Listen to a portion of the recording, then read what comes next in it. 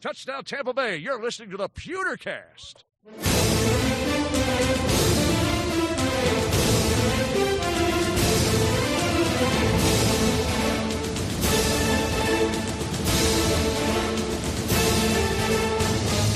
Welcome to the Pewtercast. I am Brent Allen, your host, joined as always by my good friend, a guy I feel like I haven't talked to in a while, Ren Daxt, with this Buc in the news.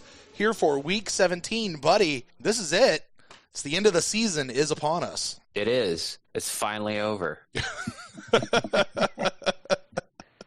Oh man, I know. It's so weird. It's like it's on a podcasting level, like we get to this spot, especially like through the holidays, and it especially our recording schedule. I just, you know, the length of the season kind of drags, but I'm telling you, man, in 2 weeks I'm gonna be like, hey, Ren, you wanna podcast tonight? We gotta talk about the Bucs. I don't know what the hell's happened, but let's just talk about it. Do what? Okay. You want to make something up? Let's make something up. Right, exactly. Yeah, you want to do it? You want to do it? So it's been a hell of a season. You know, I don't want to say too little, too late. It just, you know, first year head coaching stuff. I'm not going to say culture change, but I mean, it's been a weird one, man. But it's not over yet. We still have one more game this weekend against the Atlanta Falcons. We will be, if we win, we'll sweep them for this year, which I always feel weird about that word sweep. Like, oh, we swept a division rival. You played 2 games. Like, I feel like a sweep implies more than 2. It's just, we got both of them, you know? You won every game you played. Right. You know, we also swept the Colts the Rams. This year. The Colts, right. You know, we didn't sweep the Texans. Oh, we did not sweep the Texans. No, we did not. Nor the Titans.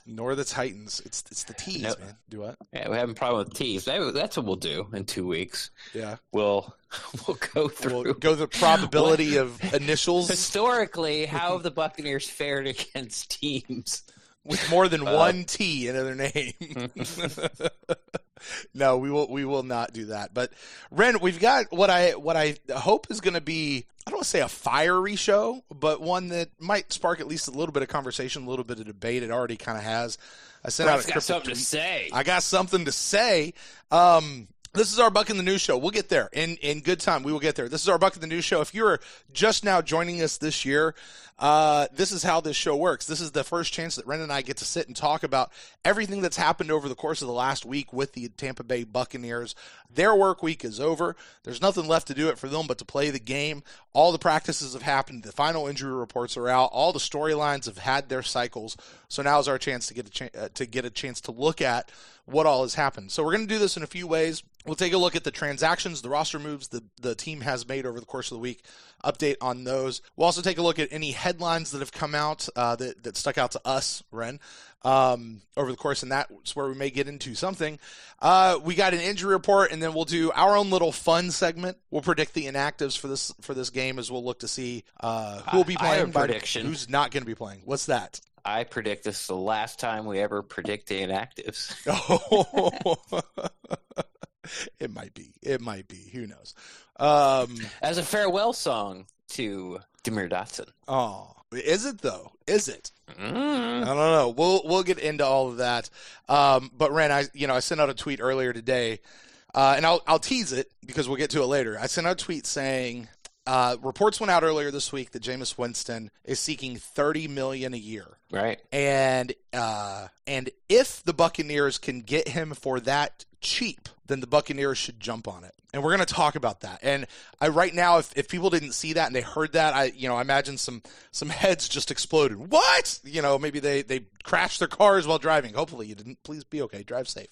It's just a podcast. But I want to talk about that. And we kind of put our moratorium on any Jameis Winston talk until something happened. Contract talk. Yeah.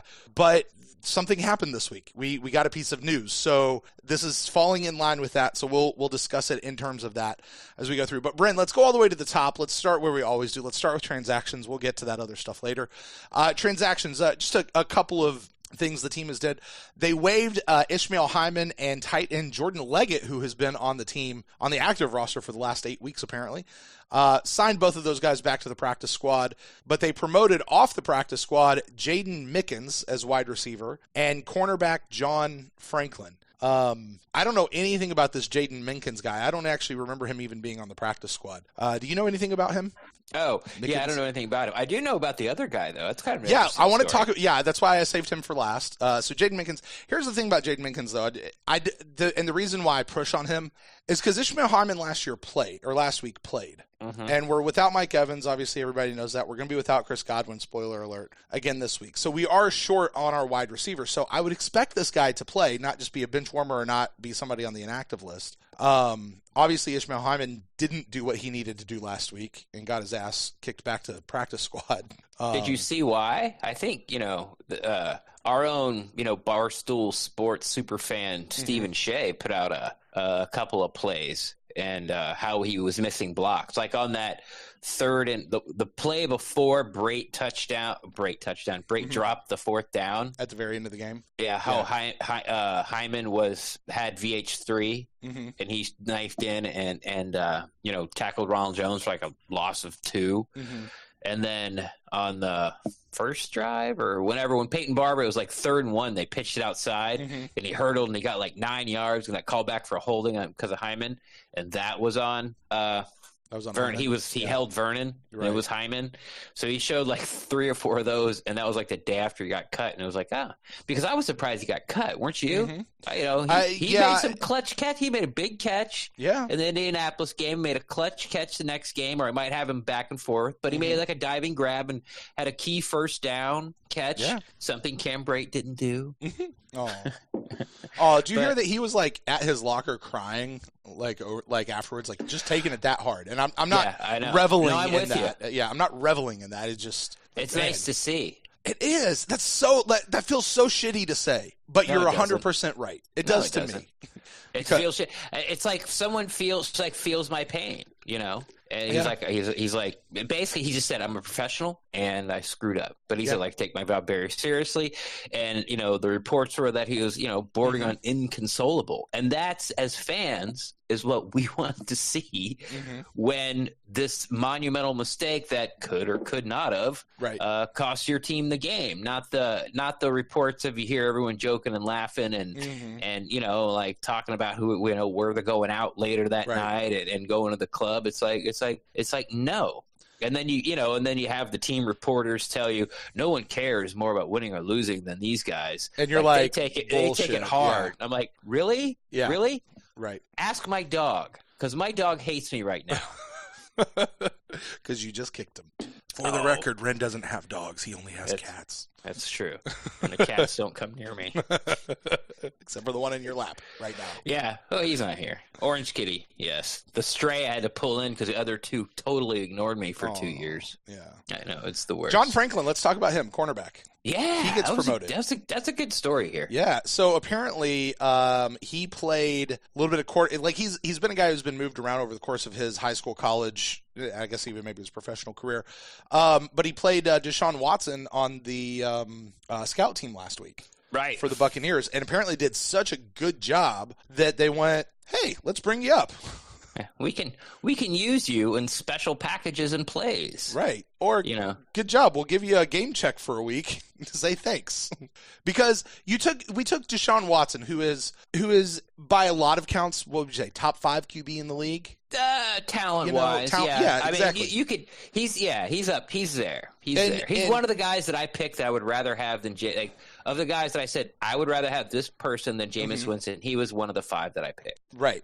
And he didn't have a great game last week. He had a terrible game. Yeah. And that was due a lot in part to, I guess, how John Franklin played Deshaun Watson and prepared the Buccaneers to face him. Yeah. So, good on him. I'm glad he's going to get his game check this week. Hope he's active. I think he probably will be. And we'll see what happens. I'm interested to see because I know nothing about this guy other than that particular story. Right.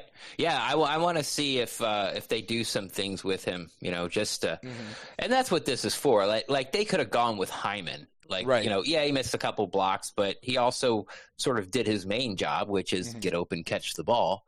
But, it feels like he was kind of playing the Chris Godwin role, where he needs to be an interior blocker, almost like an extra, lineman in there on certain run plays, where a defender, like the offensive line, will actually let a guy shoot through, and it's Godwin's job to, come down the line and pick the guy up, at least shield him off. And, Hyman didn't do that. So I want to see. I'm excited because basically they're like, hey, do this. And he did such a good job. Like, wait a minute, this guy can do some things. It's the last game of the year. We want to win it, but it's not like I'm benching Mike Evans for this guy. Right. I'm benching Hyman. Right. Exactly. So, I'm excited. I want to see what he can do. And, I do find it interesting. So they swapped out wide receivers, but then they swapped out a tight end for a cornerback. And I don't know that this quote unquote cornerback is going to actually play cornerback. Like, cause it sounds like he's a multi-positional player, like his roster spot may say corner, but they're continuing on this athlete trend. Yeah. Like that, the tight end, TJ Hooker. Hudson? No. The one that caught the long pass from. McElroy. Cody McElroy. Yeah. McElroy. Yeah. He's like a 2-star athlete type of guy, Right. And, we can go all the way back to preseason when they had Nick Fitzgerald, I think. Yes. Yeah, and he was sort of like this dual threat quarterback, and people were talking about moving him to possibly to tight end, but he pulled his hammy playing beach volleyball. We never got to see him. Right. And finally, he just kind of ran out of time. They're like, we need the roster spot. You got to go. Right. He was going to be the blue cow anyway.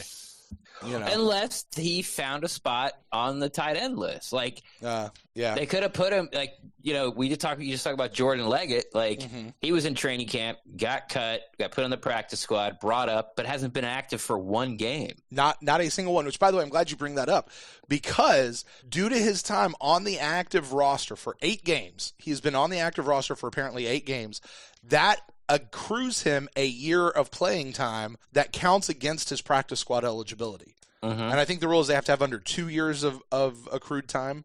Oh God, or something like trying that. That's trying to learn international tax laws. But regardless, like, he still gets that, even though he was not active for a single game that he was on the active roster. So, do you get it, or is that more of a penalty? Well, in this case, I think it's more of a penalty because it's not going to help him stay in the league.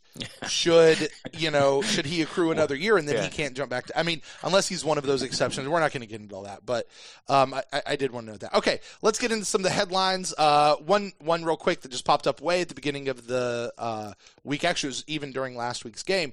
Bradley Pinion has set NFL history.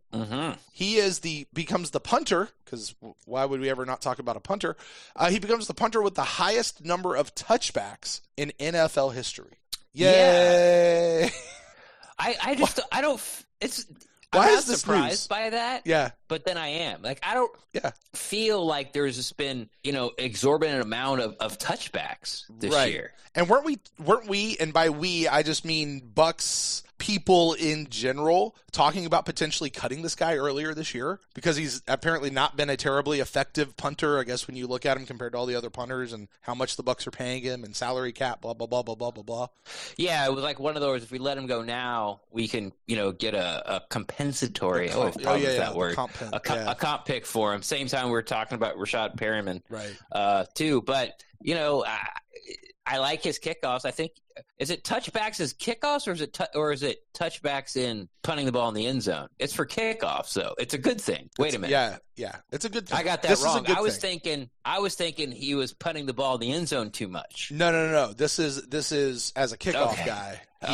He's got the highest number of kickoffs. Wonder why I didn't feel like that was I don't. Yeah. No, but here's the thing. He doesn't, and this goes to speaking towards our offense. He doesn't get that number of touchbacks without the offense scoring as often as they do. Like, he didn't, because the reason, this is one of those, like, you'll probably get as many as you have an opportunity to get, and you get at least one a game, and then however many times your offense scores. Right. As a place kicker, right? Or a kickoff guy. So anyway, congratulations, Bradley Pinion. Like I said, I don't really understand why this is news. Like, it just doesn't seem like one of those stats that you're like, hey, let's make history and show how good we are. But I guess, it was something they put out during the game actually last week. So, Okay, let's talk about the big headline. Things that crappy teams do. Right. Hey, let's talk about the big headline. J.C. Cornell of the Draft Network reports that he has an inside track that Jameis Winston is seeking $30 million a year. Oh, and by the way, if he gets tagged, he would not be very happy about it, to the point that if he did get tagged, he would refuse to sign another contract with Tampa Bay. Now, JC points out that this could just be agent talk at this point. Duh. Ren, I know how you personally feel about it, but just for the record, $30 million for Jameis Winston? I don't want to steal your thunder here, buddy. Great. Here's my thunder. I say if the Bucs can get Jameis Winston for $30 million, that is cheap, and they should jump on it. Now, How so? I am a person. Let me interact here. Yes, go ahead. Let me interact. Come Go on. ahead. Let me. Oh, okay. We're switching chairs just for this one. Sure. Like, whatever do you mean, Brent? Well, here's the thing, Ren. $30 million. Isn't that crazy? So expensive. That's so expensive, isn't it? I don't see how you could possibly. What's the word I'm looking for? This is why I don't host. Fathom? No. What do you say See, when you don't play the other guy all that, do you? No, I don't. What is it when you justify? There we go. Okay. How could you possibly justify $30 million? Well, Ren, I'm so glad you asked. Okay, let's talk about it. All right, because and I said a couple of things there that I have to defend, and I've got to get on it. The first one being that $30 million a year for, and I'm gonna qualify this, $30 million a year for a starting level quarterback is cheap. So I'm going to have to talk about that in just a minute. But I do at least want to put us on a precept level here. Jameis Winston, even with all his interceptions, is a starting level quarterback in the NFL. True or false? True. Okay, and Ren, I'm going to ask you to put aside your own personal opinion, your own personal bias. Never. Give me your... it's true. Jameis Winston is a starting level quarterback in this league. We're not talking about a backup. We're not talking about a Joe Flacco who's hanging on to the last year or two of his deal. We're talking about a 25-year-old, 5-year veteran in this league, or 26-year-old, I guess, at this point, 5-year veteran in this league, who is going to start for an NFL team and will be starting for quite a long time. True. Well, yes. Anything could happen. But I'm with you so far. That's okay. That being said, Luke Easterling put out a tweet. Luke Easterling of what's USA Today Draft Wire? Is that what he does? Yeah, Draft I think Wire. He's their head guy, draft guy at USA Today. And then he does something specific to the Bucs for another organization. I don't remember which one it is off the top of my head. But Luke Easterling, he's been around for a long time. He puts out a tweet earlier today, and he says, "LOL at all the people who think that Jameis Winston shouldn't get $30 million a year because that's the going rate for quarterbacks." Luke Easterling's wrong. And he is wrong. That's what really precipitated this for me. Because here's what I've been thinking for the last couple of days since this news bit came out. Because I have been a person, I want to back up even more. I've been a person for the last couple of weeks that I have said, what do I think the Buccaneers should do with Jameis Winston? They should tag him. Right. Use the franchise tag. Talking about $27 million this year, right? Exactly. And there's the hook. No, because that's not even the thing. Here's the deal. And this is what I don't know. What is the franchise tag really for teams? Like, if this was Madden and we weren't talking about human beings, we weren't talking about how things actually work within the league, yeah, that'd be fine. But I don't get the feeling that the franchise tag is ever kindly looked upon, or that it's ever looked at as a positive thing for a player. No, it was something kind of that a slap was in the face. It was, sort of how we all thought it was a great idea how you could call challenge flags on OPI and DPI. Right. And this is going to be great. And then all of a sudden the system's broken. Right. It's what happens every time when you don't think stuff all the way through. Sure. What they did is they sold it as teams that have somebody like a John Elway, and you can't afford him, or you guys are an impasse, or you don't have the money to, you can sign him to a franchise tag and you guys get together and work it out. What it was supposed to be, was for teams to be able to keep their cornerstone cornerstone players in the system, in the organization, while they work out a possible deal. And not let them hit free agency in the time. And not let them hit free agency. What has it turned into, which, why not do it? It's used for all types of players because you're not letting them hit free agency.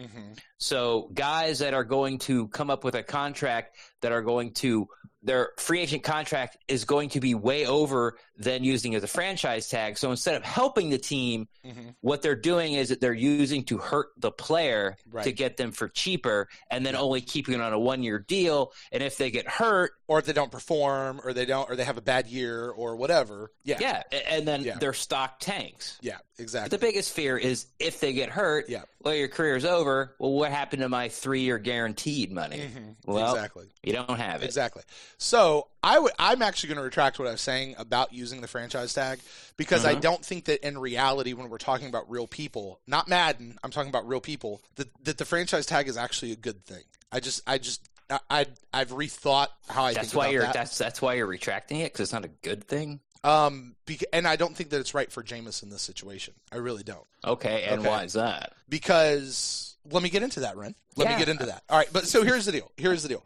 And I'll say this, because this harkens back to the same conversation we had about Donovan Smith last year when he got signed. Right? Here's the bottom line. You can bitch, moan, and complain all you want about how much money Donovan Smith is making. Oh my God, I can't believe we're paying him that much money. He's not worth that much money, because you evaluate him as, number 17 in the league. Okay, so let's go and look. Let's see what numbers 16 and 18 are making, and we'll slot him somewhere in between there, and that's how we're going to pay him. That's not how people get paid in the NFL. Nope. You get paid based on, here's what the going rate is, and it's going to be more than whatever the last guy is that just made money, or really close to that somewhere around there. This is what the best guy in the league, the guy that just signed, and he's considered one of the best, or because he's the top right now. Right. Where do you compare to him?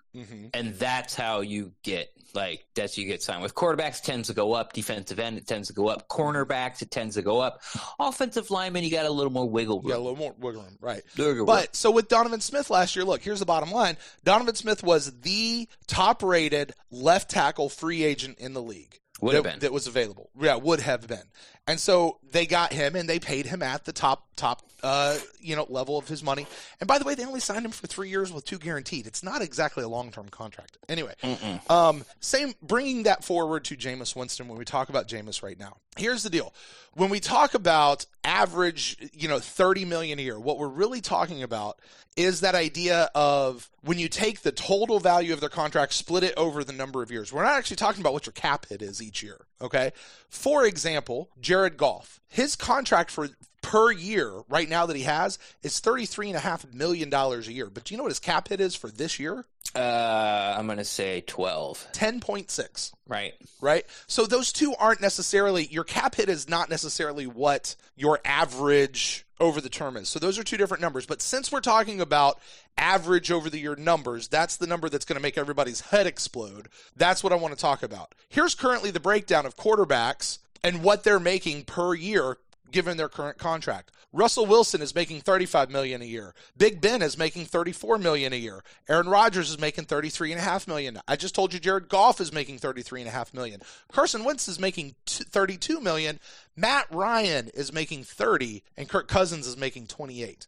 So here's the deal. At $30 million a year, Jameis Winston would not be the top paid quarterback in the league. So for everyone who goes, $30 million, but the interceptions, not only is he not the top paid quarterback in the league, he's not even in the top 5. He'd be the 6th, tied for 6th with Matt Ryan. Oh, and by the way, it could be lower depending on what other quarterbacks are up for 2nd or 3rd contracts this year, because I don't know who else out there in the league might be getting something else that might even push him lower. I don't know who else is out there, but it could be. He would be the 6th. He's not even in the top 5 at $30 million a year. Now, that tells me that the going rate for a starting quarterback with the contracts as the way they are right now is not $30 million, it's $35 to $36 million. That's what the going rate is for quarterback. So if we set the new bar. That's the new bar. So if we get Jameis at 30, that's because of those interceptions. That is actually cheap. That's not 35, 36. We're talking 30. And because of that, I think that the Bucs would be wise to jump on it at just 30, because if Jameis didn't have those interceptions this year, I guarantee you they'd be looking at 35, 36 million this year. It's because of the interceptions that he's looking at only 30 million.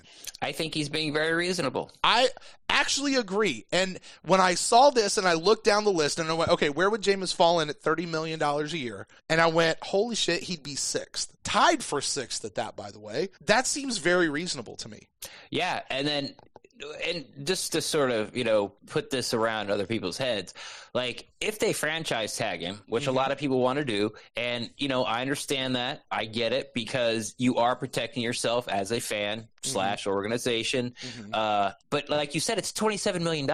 Right. Like that's what he's probably going to get. Might get a little more, might get a little less. Right. He's only asking for $3 more million. So it's like, well, right. $3 more million. $3 more million isn't a lot. Right. It's just not. Jacoby Brissett is making $28 million.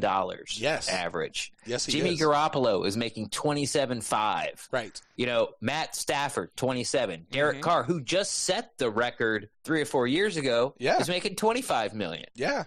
Nick Foles making $22 million. Nick Foles, $22 million. So I don't think it's really, when you bring in, at least for me, when you bring in the franchise tag number at 27, you've seen what he does first year in the offense. If you watch the games and you see how now he understands, like, he can throw and find the guy against man defenses. He can now find the guy against zone defenses. He's still making some questionable decisions, not all the time, but too much for, pretty much everyone's comfort. I get that. He's 25 years old. He's got the arm talent. He's got everything. Yeah. His fumbles have gone away. The red zone has gone away. The deep ball's shown up. Like, he has everything except the interceptions. And again, if you just cut him in half, or even cut him in half, hell, take off 10. Right. Keep it under 20, he'd be in the MVP conversation. So if And you got to pay him $27 million to keep him, just pay him 30. And, I understand people are going to come back. Well, 30 at what? 5 years? Like, I don't want to be stuck with him for 5 years. But you're not going to be stuck with him for 5 years, because they're going to organize that contract in such a way that they'll be out of it after 2 years. Would be great. Yeah. 3 years is probably where it's going to end up being. But, like, I've always said, and I still believe this, that Jameis Winston is going to be like Drew Brees and Tom Brady. Back in the day, they used to, like, Peyton Manning signed for this huge contract, and then so I could be the highest paid quarterback in the league, and then immediately they restructured it so they could, sign other free agents. Tom Brady does it all the time, Drew Brees does it all the time, and I have absolutely no doubt that Jameis Winston will do it all the time. Right. Just like Mike Evans has, just like 3 times, just like our Ali Marpet has already. So, I'm with you. When you first saw $30 million, I kind of giggled to myself, and then I found out that the franchise tag is 27. It's like, it's a no-brainer. Yeah. No, it's just a no-brainer. No, and again, people are going to lose their ever-loving minds, because in the public conscious right now, 30 is like top-rated quarterback, but it's not. 30 is down. It's not even in the top 5. And a position where a starting quarterback, a franchise quarterback, gets signed, they always set the new mark. The next one does. Right. And he's $5 million below, on average, than the top guy. And like you said, he's gonna be at 5th. And guess what? If he signs, how many other quarterbacks are gonna sign? This year. Like, he might be pushed down to 8th, and he just signed a brand new contract. Yeah, exactly. So exactly. Like you said. Yeah, go ahead. Well, it's like and plus the earlier you sign them, the cheaper they are. Exactly. Like that's the other thing. I'm sorry, Ren. That's the other thing. I'm glad you bring that up, because if we do tag him and he goes out and he balls out next year, okay, and let's say he does cut the interceptions in half, which I think historically we see that happen. I seem to remember hearing that about Carson Palmer and some other people, like maybe even Peyton Manning. Like, you see that happen as people sit in the quarterback whisper system for a second year. Like, a lot of these things tend to get fixed. Let's say it happens. Let's say he cuts them in half and he's at 15 next year, right? Well, now when we got to re-sign him, the other people who've already signed this year, we're going to set that bar. Now we're really looking at a $36, $37 million a year guy, not a $30 million a year guy. So again, I go back to when we sit back and we look at it all, and I know people are going to see it and they're going to go, "Oh, he's going to make $30 million a year." First of all, that's not going to be the cap hit every year. It's just not. All right. But when you look at that and you go, "Oh, $30 million, there's no way." But the interceptions. I'm going to remind you guys, and I'm going to put it this way. You're going to hear it here first. Although Ren's kind of been saying it for the last bunch of weeks, I'm just going to say it this way. It's because of the interceptions that Jameis Winston is only going to get $30 million instead of $35, $36 million. Exactly. And 30 is cheap, comparatively speaking, and the Bucs would be wise to jump on that and go ahead and lock him down. So, yeah. Brent has stepped onto the train, ladies and gentlemen. Begrudgingly in the caboose. Yeah, here's the real question. Go ahead. Okay, let's say that they do a deal. Can you agree upon 3 years guaranteed money? Me? Sure. Yeah. All right, let's look at this list again. I think you're looking at the same list I am. Mm-hmm. Total guarantee. Kirk Cousins, $84 million total guarantee. Matt Ryan, $100 million guaranteed. Carson Wentz, $107. Goff, $110. Aaron Rodgers, $98. Ben Roethlisberger, $50. That must have been signed a long time ago. Russell Wilson, $107 million guaranteed. Mm-hmm. Nick Foles, $50 million guaranteed. Flacco, $62 million guaranteed. Yep.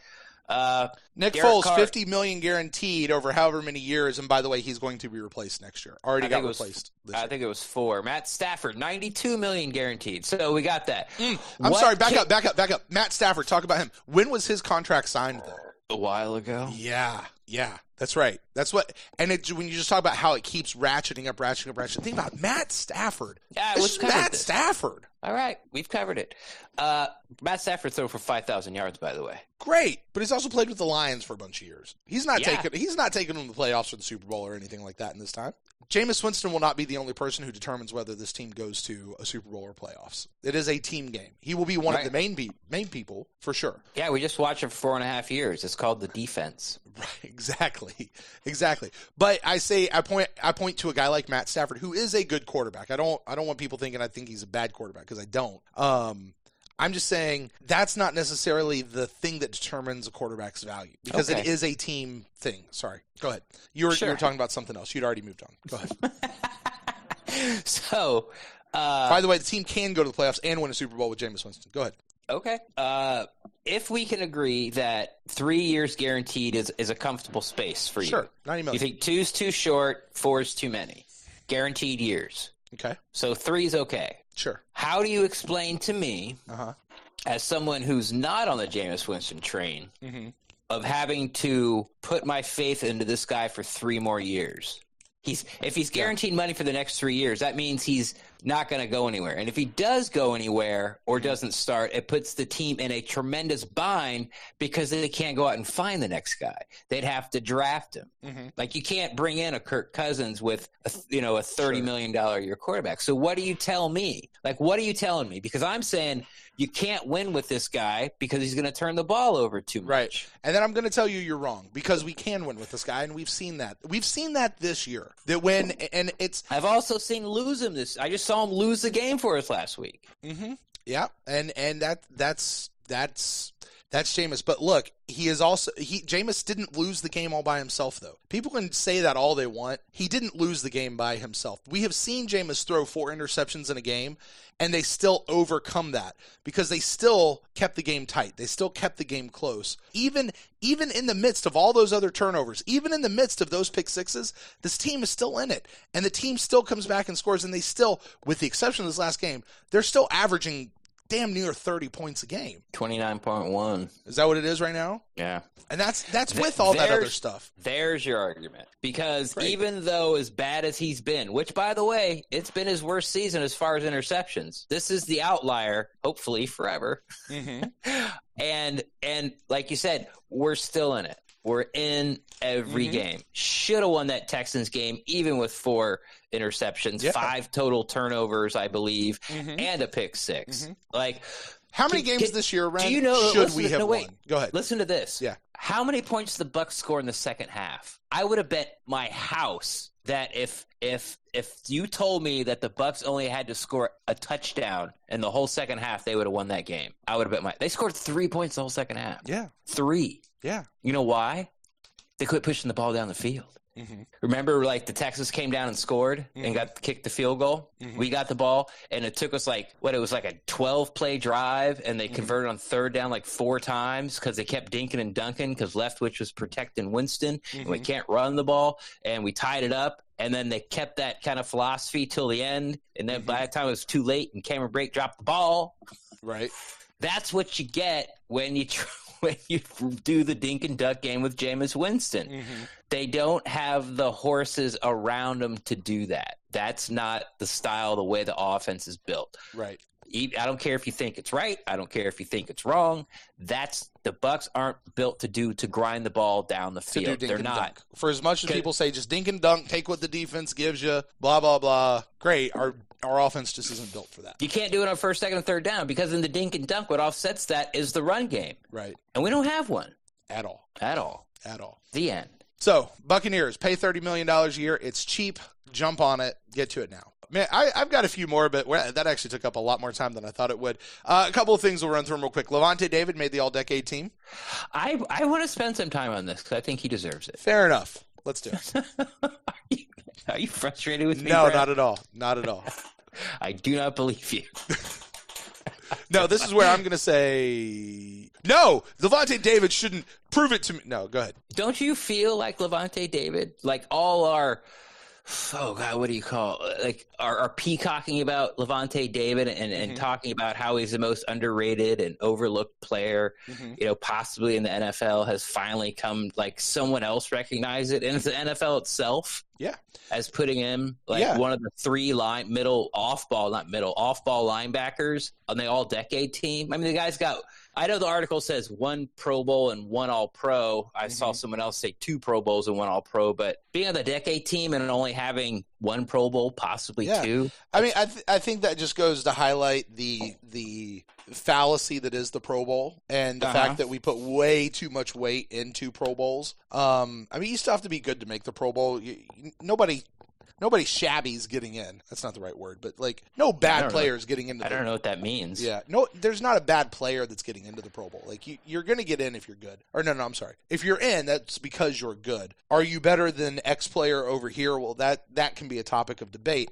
Was this a Pro Bowl year for Levante this particular year in 2019 when compared to the other people who got in? Well, we've had that conversation, and maybe it really wasn't. Right, but I think when you look at Levante's career, what is this? His 8th season, 9th season in the league. When you look at it over the course of those 8-9 years, I mean, it's a no-brainer. It's absolutely a no-brainer. And I don't watch enough, and I certainly over the last decade haven't watched enough other teams to know where he falls in comparison to everybody else. But I do know that he had, there has been another player who has been touted as the best player on this team for a lot of years, and that may not have been right. It really might have been like we might have been underrating Levante David here within our own Bucs fandom, if that makes sense.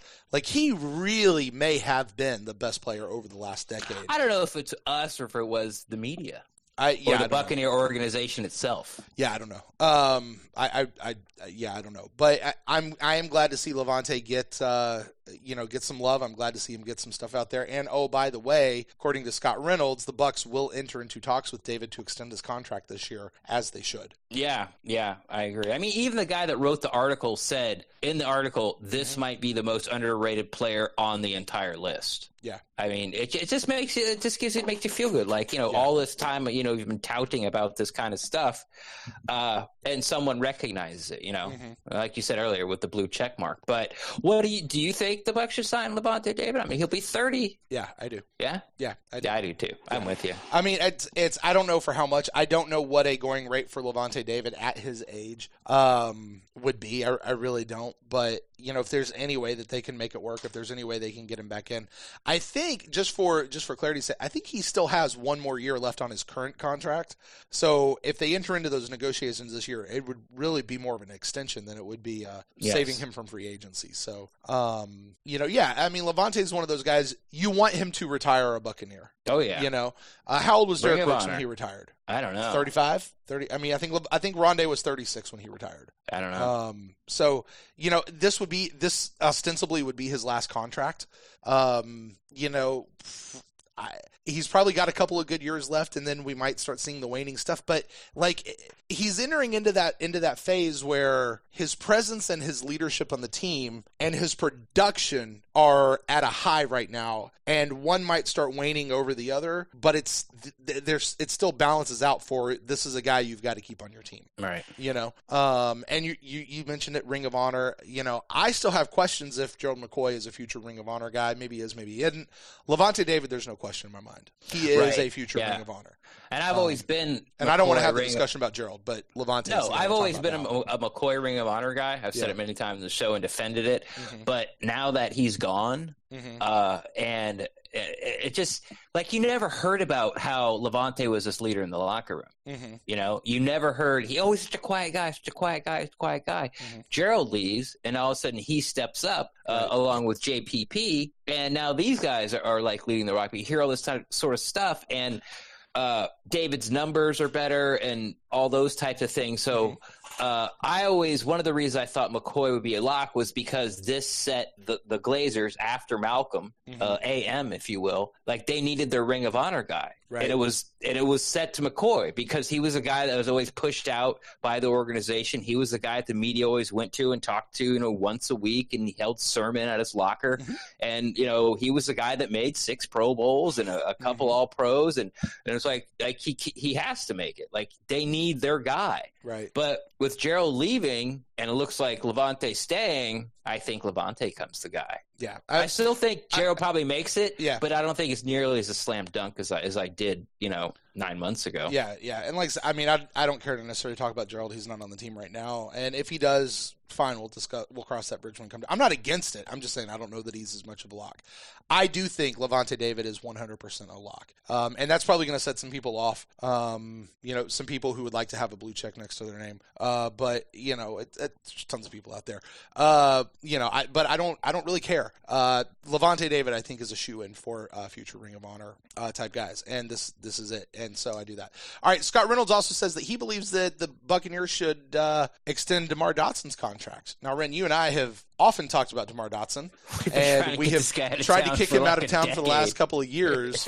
But I thought we should at least talk about it. DeMar Dotson, is he a guy that really should have his contract extended? I don't know if you read Scott's breakdown of it. He had some pretty glowing things actually to say about DeMar, as did the rest of the team. Yeah, and I think it's and I don't think Scott sort of took it far enough. Mm-hmm. Because the way I feel about it is, do I want DeMar Dotson back? Yes, I do. Absolutely. Mm-hmm. Do I want DeMar Dotson starting at right tackle? Absolutely not. Mm-hmm. But we've seen sort of these guys that the Bucs had to go to bring in for their backup, the first guy in, mm-hmm. For the tackle and the first guy in on the guard. Right. And they're not good. Mm-hmm. And they traded for one. Mm-hmm. Like, they set the roster, ejected the ones we had, mm-hmm. found another one, right. And those guys have stuck around. But when they're in, like, what did it take Josh Wells 2 plays before he got Winston sacked? Right. When Donovan Smith came in. Wasn't that when Winston broke his thumb? Man, I'm not going to pin that on him, but I don't know. Maybe. But, and then they had O.J. Howard over there the whole entire game, mm-hmm. or bring in Watford off the bench over there and, running So we got to replace one guy with 2. Yeah, exactly. Yeah. Exactly. Yeah. But if you bring Dot back, who said in there, I'm not going to play for peanuts, but I'm sure he meant NFL peanuts. Mm-hmm. He's only making $4-6 million right now. Yeah. Like if they put him back at 3 or 2, 4 or 2, yeah. Will you come sit the bench for $2 million, Dot? Yeah. Come train the next guy. No, I'm with you. I'd like to see them draft or even bring in potentially another starting right tackle, and then bring DeMar Dotson back as leadership, as or hell, extend his contract, bring another guy, and let them battle it out. And because God, how long did we keep Evan freaking Smith on this roster? Just honestly, to be a bench guy. How long did we keep Joe Hawley on this roster? We kept Joe Hawley for a full year on this roster just as a bench guy. Yeah, just to sort of train Allie to be a center, and then we moved him the next year.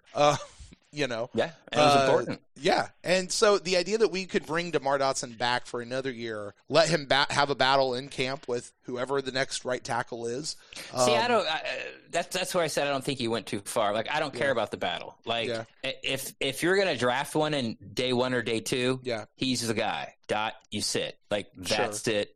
End of story. Right. But Dot, if we need you, we're really glad to have you. If he gets hurt or you know, if I don't know if that's the only position he can play, you know, maybe he can swing out to left tackle. But as far as like backup, didn't they try that guy, for a year and everybody was like, "Oh my gosh." What's that? Like, didn't they try that for a year to move Dotson over to the left tackle spot? I don't know. Yeah, I seem to remember that back like 2013, 2014, something around that. And we were like, he is not a left tackle. Like, that's bad.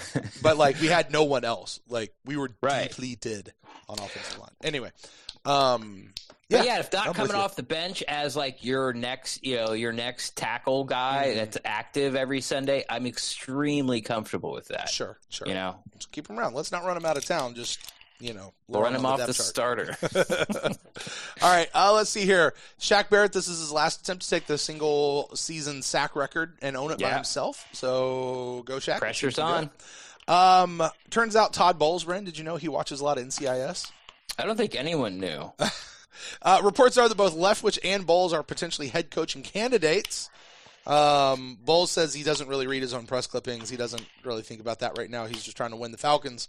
And in lieu of that, he watches a lot of NCIS. But what do you think, Leftwich and Bowles as head coaching candidates?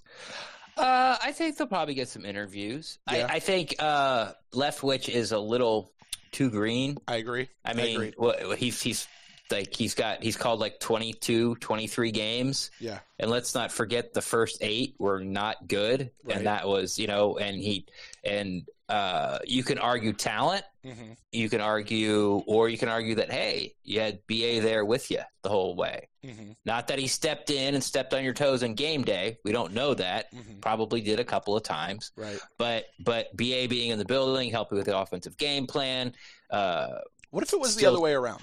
I mean, we don't know it, but what if those first like 8 games, BA was interfering a lot more than he really needed to, and it was in these last 8 games that he kind of let off of interfering, and that's when everything. Like I'm just purely speculating. I'm not even saying that I think that's what happened. I'm just saying, what if it went the other way?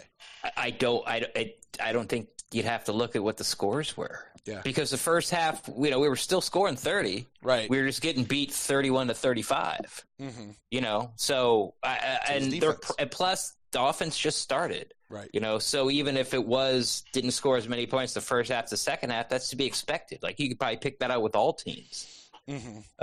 So it goes up. But so I think Byron's a little too green. Should he get some, at least some kicking the tires on him? Yeah, absolutely. Will he be the what's that rule the Rooney rule interviewee guy? Right. Not really a serious candidate. They're just bring him in for I don't. If I was in Byron Leftwich's shoes, and I was Byron Leftwich, and I made the decision that I want to stay, I think I would decline all interviews. Yeah. Just because of being the Rooney rule, it's one of those things like OPI, DPI, and the franchise tag. Really great idea. Yeah. Now people have figured out a way to abuse it. Sure. As with everything else in life. Right. So Todd Bowles, God, I don't know if he wants to be a head coach. I don't know if he sort of liked it. Mm-hmm. I mean, being in New York, he was the Jets head coach, and that's a lot different than being a head coach in Tampa or, being a head coach in Kansas City or, sort of these smaller market teams, obviously. I guess it'd be like Dallas and New York are probably the two, one with the most heat. Sure. I would say. But, what I wonder is, do these guys like where they are, like the coaching staff that BA's built, and do they just want to hang out together they want to finish what they started here type of deal? Yeah, I don't know. But BA also wants these guys to move on because that's why he puts them in those positions. Mm-hmm. But so it's real. I don't have a read on it. I really want to feel like, hey, let's finish what we started. At least give it 2, possibly 3 years before anyone takes off. Right. But then again, on the other foot, it's like, hey, you got a chance to go coach a NFL team, being the head coach. Like, what are you doing here? Yeah, there comes a point for just men in general where they get to a spot where they're kind of okay not being the guy. It takes a certain amount of maturity. It also takes, I think, you just get to a certain phase in life where you go, it's okay if I'm not the guy. I'm actually better in this other position over here, or this is just my role now. I don't know that Todd Bowles is there yet. I think there's just an innate thing in him, as it is in most people, to want to have that promotion. You remember when what was the guy? Mark Duffner got promoted last year, just even for interim, and he said something to the effect of, you always want to take on more responsibility. You always want to get the promotion. I remember them talking about that after they fired Mike Smith and let him go. He was basically saying, I'm not going to say no to a promotion. I feel like Todd Bowles is still in that spot. Dirk Cutter, who's kind of old. I mean, he's in his 60s or something, right? He could be in that phase of life where he goes, you know what? It's okay if I'm not a head coach. I'm really okay to be a coordinator and just kind of stick in that role. I don't know that Todd Bowles is to that spot yet. So if he were to get a serious offer, get a serious interview spot, I think he'd probably go. Now, I don't know. I've never had a conversation with the man. I have no idea. But, maybe we'll get Wade Phillips. Maybe. Who's gonna I feel like if Leftwich goes, it's not as a big deal. Right, because BA is still right there. It's still his offense. Right. Right. And if he has to call the play, tell his wife, sorry, Chris, I'm going to call plays this year. I know I promised you I wouldn't because of my heart, but I got to. Right. I'm teaching this new guy. Right. Bowles leaves, it's like, okay, now we got to go get somebody. And you have to bring in a whole new defense philosophy, a whole new scheme. Yeah, and that would be hard because there's not an heir apparent behind Bowles that we know of. Not that we know of, not that knows the defense the way he does. Right. And that'd be really sad because it's the first time. Now, here's the other caveat to Bowles, though, that I would say. When we talk about the heir apparent, when you talk about an heir apparent head coach to the Tampa Bay Buccaneers, because Bruce Arians has made it clear, they won Super Bowl in year 2, whatever. He is not here for the long term. He is here for I think he's got a 5-year contract. He may or may not live out that 5 year. He's already filched on one contract, he can get to year 3 and be like, okay, I'm done. He get to year 2, who knows at what point. I don't know if he'll ever do it or not, but he might. If there's sort of a gentleman's handshake between him and Bowles of you'll take over when I'm gone, here's what I don't want to see happen. I don't want to see them do what they did with Mike Smith. You know what I mean? What? Which is the get a new contract because of leverage. Yeah. I mean, I don't. No, here's the thing. It doesn't count against the salary cap. Yeah. No. Here's the thing. I don't want to see happen on this team what happened with Todd Bowles is what happened with Mike Smith. And what I mean by that is, hey, they have this great run here at the end, which the defense has. And so all of a sudden there's all this head coaching chatter for Mike Smith, now Todd Bowles. And to prevent him from leaving, they go and they back the dump truck up and they basically commit themselves to this guy for however long. And because we paid him all this money or whatever they've done and paid him like a head coach. And here it is. And then you come back the next year and nothing ever happens again. I'm not going to say that's what's going to happen with Todd Bowles. I'm just saying I'm still feeling a little burnt from Mike Smith. And that's where remorse. Yeah. And that's where I don't know. I think they hung on to Mike Smith a little bit too long, but the Buccaneers and the Buccaneers, we're talking about the Glazers here because they cut those checks. It doesn't matter with the salary cap and all that kind of stuff. Right. They've shown that, they don't mind paying coaches to sit home. And they've shown it over and over and over again. And that's what they finally did with Mike Smith. They probably had to threaten Dirk Cutter with his job. Yeah. Because he said that. He's like, I never thought I'd fire Mike Smith, but here I am. Yeah. And it's like, it took him an extra 2 weeks to fire frickin' Jay Hayes. Yeah. Don't give me that crap about, I never thought there's a timetable on making your team better. Yeah. No, it's like this guy's fired. No, I have control of the staff. Yes, you do. And hiring. Right. Fire this guy. And yet it took 2 weeks to convince him. Right. And it just took, it's like, Derek, fire Mike Smith. No way. We're best buddies. We're BFFs. We watch Stranger Things together. Cuddle up on the couch, eating popcorn. Right. Bitching about our wives. There you go. Fire Mike Smith or you're fired. So Mike who? Yeah. Right. I didn't know that. No, but anyway, my point being, I feel like Bowles really could be, though, an heir apparent to Bruce Arians here in Tampa. Yeah. If he were to get back into that. And so, if he could just kind of hang out, or Brent and Buckner. Yeah, there you go. I hate you so much. All right. Not that he wasn't frustrated with me enough already. Oh my God. I'm sorry I made you defend your stance, Brent. I'll never do it again. What is this? Fire and text? What? Fire who?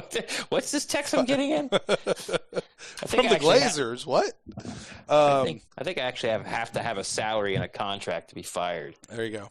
Hey, one more thing. Let's talk about BA for just a second. Eddie Encia, in his article, says this. He says, I'm going to read, this is the opening paragraph of one of his articles, and I'm sorry I don't have the title of it, but it is on TampaBay.com if you guys want to go back and check it out. Eddie Encia says, Bucs coach Bruce Arians says he only has so much pull in deciding which pending free agents the team can retain. But he made it clear on Monday that atop his offseason wish list is keeping the Bucs defensive front together. We've talked about this for some weeks now. We've ranked what is your order of priority in keeping these guys? And Ndamukong Suh is a name who keeps coming up. I see him time and time again on media members, people who are with the team and stuff to talk about the value Ndamukong Suh brings to the team. You said you changed your mind?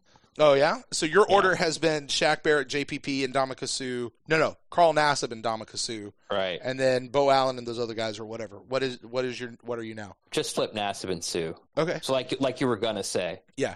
So Shaq, JPP, Suh, Nassib. And it seems like, if you listen to what people are saying, like Barrett's in the bag and JPP is now priority number one. Okay. Number one, numero uno. So I think, and what's working the Bucs' favor is, and working the favor with all these guys, is that they like Todd Bowles, they understand his system, and they understand what he's trying to do in the system, right? And they like playing in the system. Plus, with JPP, he's from the area, went to college in the same town. He's only a couple hours away from where he's building his house. And as long as you give him a fair deal, he'll probably stay. Right. Suh, I feel like the organization appreciates him. I'm not really sure about, because in Detroit, there was a lot of flack, probably from fans, definitely from the NFL organization as a whole, from the higher ups, with the league. He went to the Rams, and what did we hear when he got here was no one thought he worked hard until the playoffs. He took the whole season off till he got to the playoffs. Right. So, but here, there's about two guys that only talk crap about him. The organization says they love him. Right. The fans. Yeah, like him. by the two guys, you're not talking about people within the organization or within the NFL or within the media. You're talking about people on social media and There's two people out there that have followers that who would like to have blue checks next to their name that have been dumping on Suh since he got here, which is fine, like whatever. But those are the only two people that are doing it. Everyone else seems fine with Suh, know, and when you hear the organization keep telling you that one of the big reasons the Bucs are number one in run defense is because of this guy, like, I'm going to take what they say. Now, I understand coaches lie. Okay, well then if you're going to say coaches lie on that, then you can't believe anything the coaches say. Like, you can never use something a coach says as to back up your argument. Right. Because then I will just say, if I disagree with your point, coaches lie. Right. So he likes it here, I think. He just got married or is getting married very soon. He just got engaged. The organization loves him. He likes Todd Bowles. He likes where he's playing. There's no state income tax. They want him back. The fans don't hate him. The league doesn't hate him. The team doesn't hate him. No one's calling him a loafer except for two people. So I think he's back. Well, bottom line, he's got a good thing going here. They all do. Yeah. They've got a good thing going here. Bring them back. Get them back in. But here's the question I really want to ask you. Bruce Arians says he only has so much pull in deciding which ones we bring back. How much pull do you think he really has? Because I feel like he's underselling himself a little bit there. Or maybe he's not. I don't know. I think that, as with Jason Light did with not Lovie Smith. Who the hell was it? Yeah, it was Lovie Smith. As he did with Lovie Smith, he didn't do it so much. Well, yeah, he did. He did it with Mike Smith. As he goes out and probably with Dirk Cutter, but definitely Mike Smith, you could tell because the people they were bringing in for his defense is they give him a list and they do what they can. And I think that's what it is. BA goes, Jason Light, like, I want to keep JPP and I want to keep blah, blah, blah, and I want to keep Suh and I want to keep that and I want to keep them all together. And Jason Light goes, I will do what I can. Right. But, the reality sets in with the salary cap, and you got to make some decisions. And that I think that's what he means, Right. And what basically BA is saying is like, let's say I want to keep Nassib, JPP, Barrett, and Sue. And Jason Light comes in, we can only keep 3 of the 4 because salary cap reasons. BA can't go bullshit, like rework someone else's contract or cut that guy. Right. Because I want Nassib. Like that's as far as it goes. It's like Jason Light's going to do everything he can to get him the players he wants and wants to keep, but life gets in the way.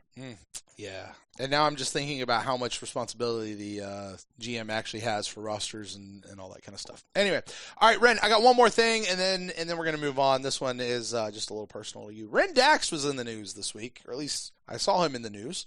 Yeah. Ren Dax sends out a tweet to Carmen Vitale. Says, "Hey, Carmen, how was your first year as a Bucs staff writer? That wasn't a tweet.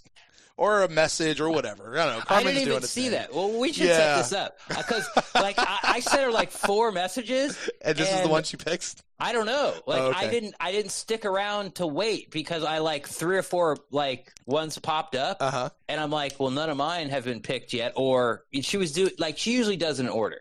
What they do is she sends out a tweet, and the link sends you to somewhere on the Buccaneers app. Okay. And you sign in, you put any name you want to. Of course, I put my name, and you just fire off questions. Yeah. And then she fires back. And there's usually somewhere between 3 to 5 minutes between answers. Right. And I sat there and watched 3, 4, 5 questions, and none of mine came up. So I put the phone down. Mm-hmm. So I don't know what this You don't know what she said? No. So, but okay, then the other side of that is Carmen basically takes a big, huge, long screenshot of this conversation she's had with people, and then they post that as an article on Buccaneers.com. Okay. So you were probably about halfway down on this particular day is over the course of last week. But what he says is how was your first year as Bucs staff writer? Any fun stories? And Carmen says at Rendaxed, it's my second year. But it feels like my first in a lot of ways because of the new Bucs staff. So many stories, not sure I can just pick one for you. One of the coolest ones was getting to meet Billie Jean King in Atlanta. So anyway, I thought it was fun to see you out there. And Carmen, who's been on our show before, she's somebody I usually get to say hi to when I'm down in Tampa. I thought that was funny. Anyway. You saved that? You didn't tell me that? Nope. If I'm unprepared for a test. That's so weird. Hey, let's talk about the injury report real quick as we round this show out. Going up against the Atlanta Falcons, they have 3 people who are out. Adrian Claiborne, Jamon Brown, and Brandon Powell are all out. Outside of that, everybody's in. Julio Jones was on the injury report. He's listed at full participation. Before I go to the Bucs, what do you think this game's going to be like? Is this obviously both teams are going to be trying to win, I don't think either team's going to tank this game. I don't think either team's going to tank this game, but they're not going to try to do it. Well, BA's come out and said this win's very important for us. Right. And I've got to imagine that the Falcons, for whatever on their level, it's very important for them as well. Well, I don't know, because they've come out and said that Dan Quinn is going to be retained. Yeah. And so is Dirk Cutter, and so is the GM, and Raheem Morris, shock, surprise, surprise, after, cutting his teeth on the defense, goes to Atlanta, switches to the offense. They put him on the defense. They've had sort of this resurgence on defense, and now he'll be the DC next year, which is really interesting because I don't really know of a head coach that has coached both sides of the ball. Right. Just throwing that out there. But the Falcons might have draft position looking forward to that because beating us last year cost them 7 positions. And it was meaningless for them. They weren't going to make the playoffs. We weren't going to make the playoffs. They beat us. I think it was the last game of the year, maybe, or it might have been 2 years ago. I don't know. But they lost the game and they got burnt by it. So I don't know if they're above tanking. So that's what I'm saying. What do I expect from this game? Yeah. I selfishly want Jameis to throw 2 interceptions. So he can hit the 30? He can be 30. Yeah, I'm with you on that. I really am. I really, really am. Just do it. Just do it. Live in it. Own it. Rock it. Do your thing, brother. Just do it. Just get out of the way. Because next year when you hit 25, people are going to be, 3 games left. Can he be the first 30-30 guy?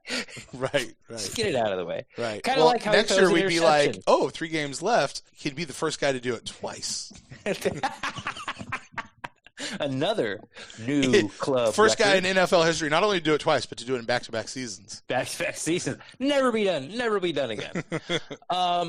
Yeah, I think I'm just going to enjoy the game, and I think I think BA's teams, from what I know about BA, is absolutely nothing, and they're going to go out there and going to win, and I like that. Like there's enough good players this year. There has been some really bad drafts, to be honest with you, in this decade, as far as talent wise coming out of the draft. There has been some bad ones that none of the first rounders are sort of Pro Bowlers or barely in the league and that type of stuff. But I don't think this year's one of them. So that's just how I am. Like, you're gonna get a good player, and the Bucs, thankfully, thanks to Jason Light, and BA and Dirk Cutter and Mike Smith and Lovie Smith and all those guys, like, there's not these huge holes. What we're really looking at are upgrades. Now, this all totally depends on the front seven in free agency. But, it's like, I would like another running back because we need an upgrade. Right. I want another right tackle because we need an upgrade. Right. Now we can upgrade our positions rather than having to fill them. Yes. Like, we need another safety because we need we need to upgrade. Yes. Yeah. We need an upgrade. I don't mind. So drafting a safety would be an upgrade. And then after that, like, what do you start? Now you start, like, doing depth. Like, no one's going to beat out Levante David, Devin White. Right. No one's going to beat out, like, can Mike you upgrade? Evans, Chris Godwin. I mean, even Perryman. Yeah. Like, Perryman went from, like, the worst player in the NFL to. And I mean, but all this goes on. Can they continue next year what they did this year? And that's going to be the thing that I watch, because this is something we've heard, like, Rick Stroud talk about and other people of, listen, they can end this season however they want. That doesn't mean that that's how they're going to come back next season and just pick up right where they left off. Oh, contraire, and I remember a couple of years, it was the year of the hurricane. The year the hurricane knocked out our bye week. You remember that? And, like, we had to play Chicago that it was week 2, but it was our first game because we had to move our bye week to week 1 because the hurricane was coming through. It was the year of Chris Baker. Oh, that's right. We didn't have a bye week. That's right. We get screwed a lot. We did. But remember that first game, because that was the year coming off the 5-game win streak with Mike Smith, and he was the best offseason, whatever. And we came out and we damn near shut out the Chicago Bears. And I remember saying then, looks like we picked right where we left off. And then we shit the bed for the rest of the season and, the season after that. And it just didn't. So we're going to need to see more than one game next year, but I'll be interested to see, can this team let's just say they keep all the pieces together, right? And then you upgrade a few positions here and there. Let's say they do that. It doesn't mean that this front seven is going to come out and be as dominant next year as they are this year. I hope that means they will be, It looks good for them too. That's the only way we can project it. Right. But I think this is something that afflicts fan bases that don't have historically winners or have a team that doesn't historically put, like, 5, 6, 7 back-to-back non-losing seasons together. Detroit, us, Cleveland, take Miami. your pick. Miami recently. The Giants recently. I mean, San Francisco. This is the fear that you have, and I get it. And you're absolutely right. Like, my fear about Jameis Winston is that he's going to regress, Yeah. But who's a better coach? Who's a better coach with a better staff? BA or Lovie Smith? BA or Dirk Cutter? BA. Todd Bowles or Mike Smith? Todd Bowles. Leftwich or Cutter? Leftwich. Or Monken? Really? Wait a minute. Who's the better coach with the better? Yeah, I don't know. Coordinator. Well, here's the difference. Yeah, Leftwich gets to the end zone. Didn't Monken? Weren't we also a top scoring offense under the year that Monken was calling plays? That last year, right? Oh, that's what you're oohing. You're not oohing Cutter. I'm not oohing Cutter. No, I'm oohing Monken. Okay. Because we were a top scoring offense under Monken as well, weren't we? Yeah. Last year. Yeah. Yep. So, I don't. Which Leftwich know. just beat, by the way. Yeah. Yeah. And okay, that's close. Okay. Yeah. So Monken as OC Leftwich, we'll give the edge to Monken there. Sure. All right. We've already said Bowles is better than Mike Smith. Call it a draw. Okay. Hold on, better push. than Mike Smith? Yeah, absolutely, yeah.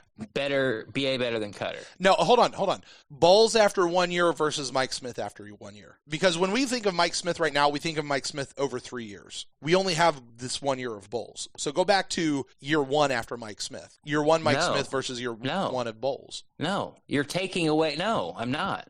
You're taking no, but you're playing with the same amount of information at this point. No, I'm not, because you're throwing away information. Here's information I have with Mike Smith as the defensive coordinator of the Buccaneers. Yeah, after 3 years. Yeah. Okay. Here's information I have with Todd Bowles after 1 year. Yeah. So this is information that I have. Okay, but no, here's my point though. Go back to year one with Mike Smith. I know what would you have said. What would you have said about him then? He was I already said it. Yeah. He was the best free agent signing, and I was wrong. Right. Okay. Right.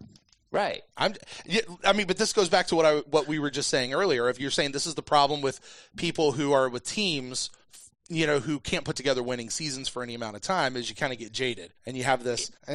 Well, we did okay this year. But it's not going to last. It's going to fall apart. We'll see what happens next year. I don't trust it. What's going to happen? Yeah, I get that. I'm not on the Todd Bowles train, Ren. Obviously. You're talking about he's not mature as a person and doesn't No, I didn't say not mature as a person. What I meant is he hasn't reached that stage of life yet. I have no idea. I left that alone. I have no idea how you know that. No idea. Mm-hmm. I have not seen you this irritated with me since I told you I steal cable. It's been a while. Holiday's been rough on you, buddy? No, not at all. Actually, it's been pretty good. All right, good. Anyway, my whole point in this long, drawn-out thing is it's coaching. Mm-hmm. It's coaching. And once again, if we win Sunday, BA will never – maybe that's why BA he's going to win. He's never had a losing season as a head coach. I would – if I was BA, I'd want to retain that record as well. That would mean a lot to me. And if I'm the players, I would be pushing that in the locker room as well. It would matter to me as a player in your head, knowing the bond that players have with their head coach that's just weird and strange. To sit back and go, hey guys, Coach BA has never had a losing season. Let's not be the guys who get that for him. Let's not be the guys that give him his first one. You know what I mean? You really want to play for that. That's a reason to play for players.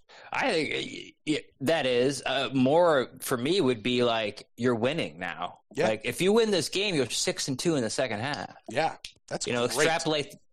Extrapolate that out, which of course isn't fair. Mm-hmm. But it's 12-4. Right. You're fighting for home. You probably get a playoff game, or you probably get a week off, and then you get a home playoff game. Yeah, you get the bye, and then maybe you get a home. Yeah. Yeah, I mean, last time Buccaneers went 12-4, they went to the Super Bowl. There you go. Won. New club record. There they go. So I think they've got a taste for winning and they like it, especially the young guys in this defense. Mm-hmm. They want to build something on the back end, and they're going hunting. And I think they're going to come out. They're looking for blood. There you go. All right. Well, Buccaneers, Bo Allen, Chris Godwin are both out. Everybody else is healthy, ready to go. So we've got a full team outside of those people who are on IR.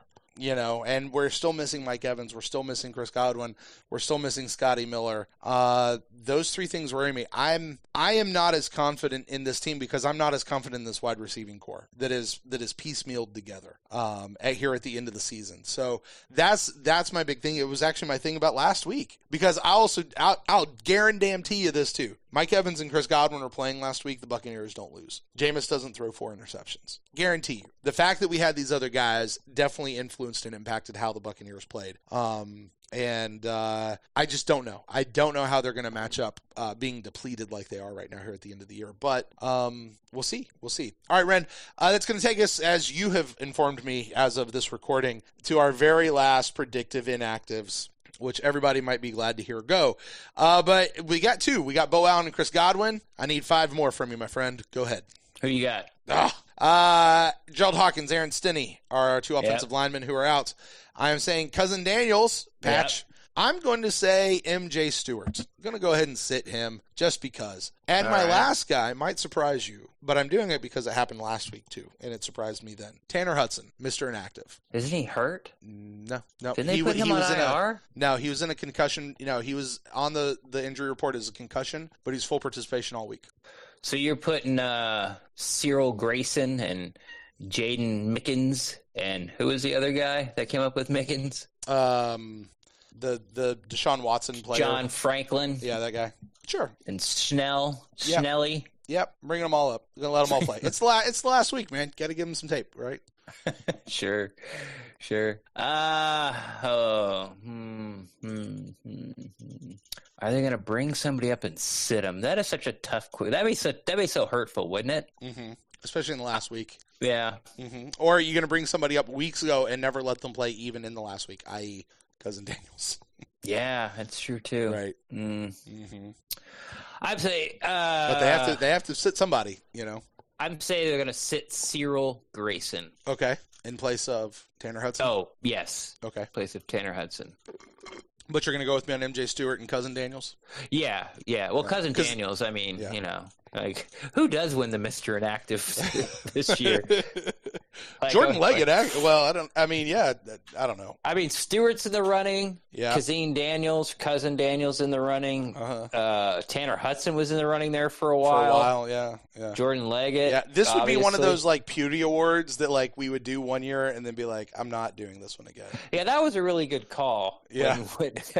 Because we're like, who's the most disappointing player? We all yelled at Doug Martin, and then it totally it didn't click in my head that he's getting a trophy that says most disappointing player. No, those guys didn't get trophies, but the other guys did. Oh, you didn't deliver him a trophy? No, not those guys. Bucs fans voted you the shittiest player on the team. Right. Here's a trophy with your name on it. Did not do that. So anyway, all right, Ren. Well, man, that's going to do it for this extra long edition of Buc in the News. It's our last one of the year, man. Yeah. The next time we do this will be, 8 months from now? 9 months from now? 9 months from now. Yeah, 8.5. Yeah. The whole front seven will be put back together. Yeah. All the coaches will stay. So we'll have lots Jameis will have an extension. Yeah. We'll have lots of stuff over the course of the offseason, guys. Listen, we're not going away. We'll scale back on the frequency that things come out. But before that, Ren, we are going to have an instant cast, so you guys make sure you join us on Sunday night, 10 o'clock, for the instant cast. We'll go live. You guys can call in, but better than that, you can actually video chat in and join us on the YouTube live stream, which would be super fun as well. So you guys can make sure you join us on that Sunday night, 10 o'clock Eastern Standard Time. Ren, why don't you tell the folks out there where they can contact you if they want to tell you why Jameis Winston should not be a $30 million a year quarterback? No. You contact Brent on Twitter at the Pewtercast. I'm not having that debate. Even though I do agree with you. At Rendax on Twitter, REN_DAXTI. I'm always down to talk Buccaneers football. If you guys want to get with me, you can find me at Brent Allen Live across all the social medias. And the show is at the Pewtercast on Twitter and on Facebook. And the show is at thepewtercast@gmail.com. You send us an email. We will read them on a future episode of the Pewtercast. Ren, until next time, my friend, we'll close the show out as always. Go Bucs.